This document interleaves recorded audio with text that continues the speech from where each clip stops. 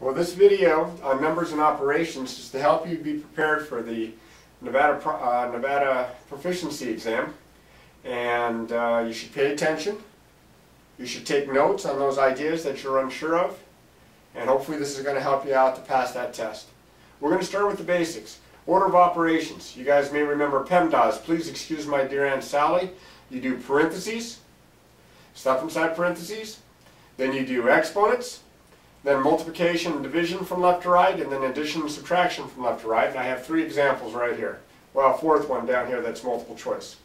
This first one, do I subtract, do I multiply? I multiply before I subtract. There are no parentheses to tell me otherwise. This is going to be 20 minus 12, and then I subtract. Over here I have exponents. I also have addition.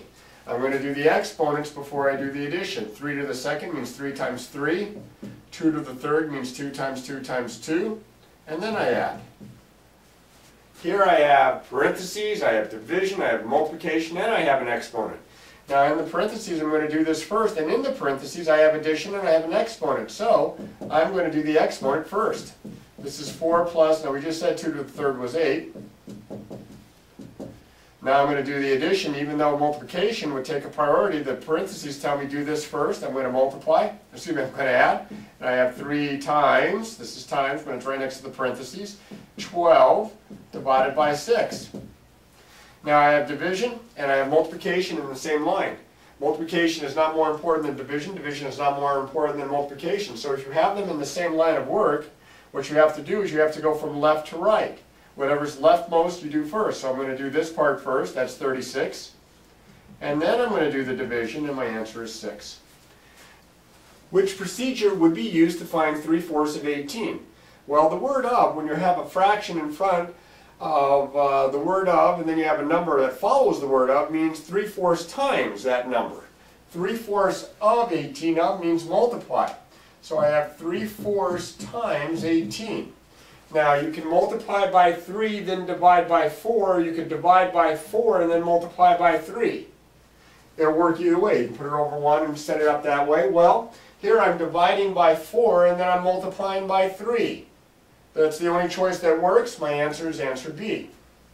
Here we have some properties of equality involving real numbers. We have the commutative properties. A plus B equals B plus A. You add 2 numbers. It doesn't matter what order.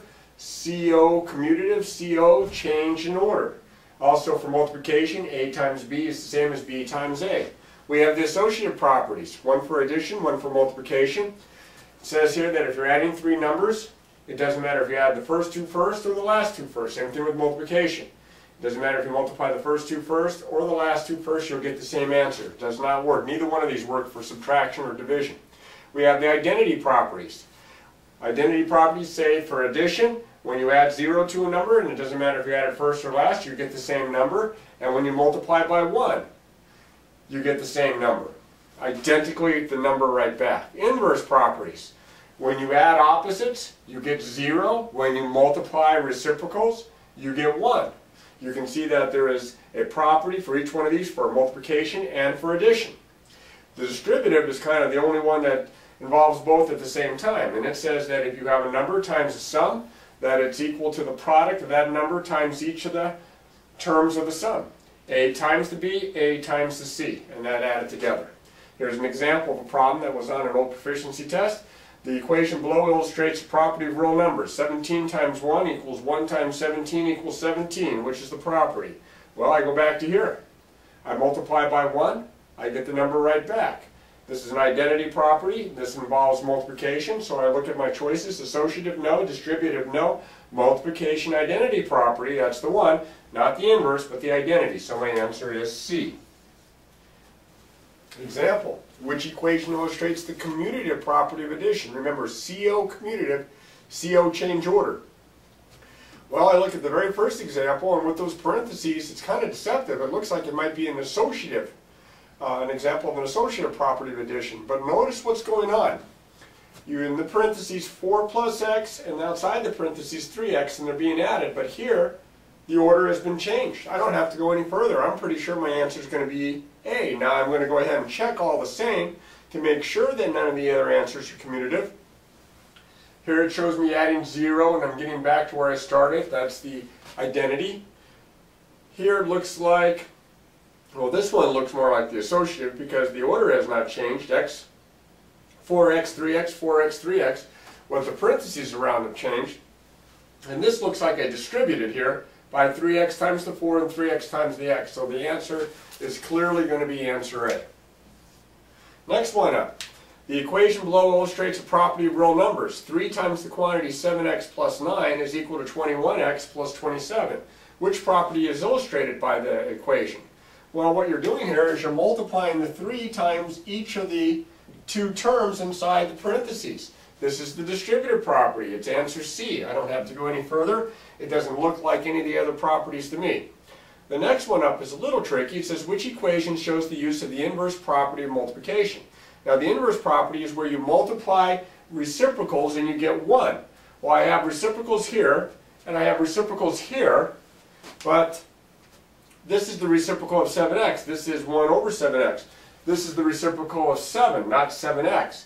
By the way, this is going to be the commutative property of multiplication. There's only one clear choice here, and it's answer A.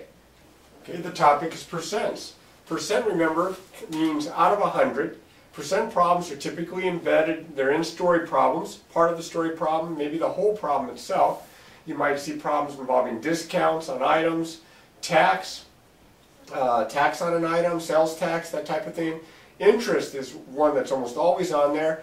The interest formula, I equals P times R times T. Interest equals principal times the rate of interest times time. Always comes into play on these tests. And of course, commission. Circle graphs have percents because the entire circle represents 100%, and then each of the sectors represent a part of that.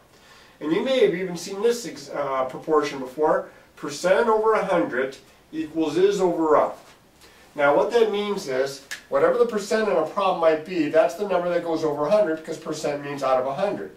The is and the of, the better names for is and of, the more official names, are percentage and base number, or sometimes it's thought of as the part and the whole. I have a simple example here. It says 20% of what number is 18. You can see why I used is and of, because the what number goes with the of and the 18 goes with the is. So 20%, that's 20 over 100, equals is, which is 18 over of, which I'm just going to call x. It's my unknown. I have a proportion. I'm going to cross multiply. That's 20x equals 1800. I'm going to divide by 20 to solve for x. And I get x is equal to 90. So 20% of 90 is 18. Now they're not going to be that simple on the proficiency test, but that might be part of a problem. Now here's an example where we use some percents with the interest. Donna took out a loan of $300 from her bank to pay some dental bills. She paid back the entire loan in 6 months. The interest on the loan was 9% per year. That's the interest rate. What was the total amount of money that Donna paid back? Now if you remember from the very first video where I gave you some hints, we automatically can cancel out 2 of these choices here of the 4 choices. If she borrowed $300 and she's going to pay it back, she wouldn't have paid less. So it can't be answer A, it can't be answer B. If nothing else, I can make an educated guess. I have a 50-50 chance. But what I'm going to do is I'm going to use this interest formula up here, and I'm going to find which of my amounts.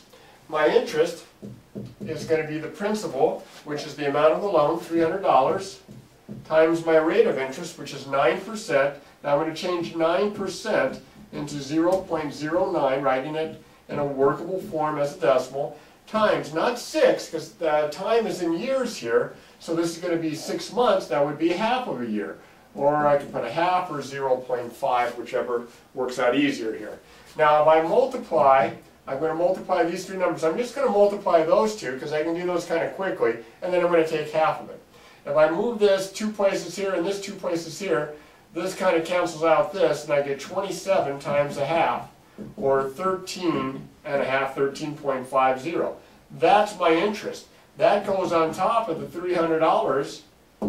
Line up those decimal points. And you can see that my answer is going to be answer C here, $313.50. $300 from the loan itself, and then $13.50 in interest.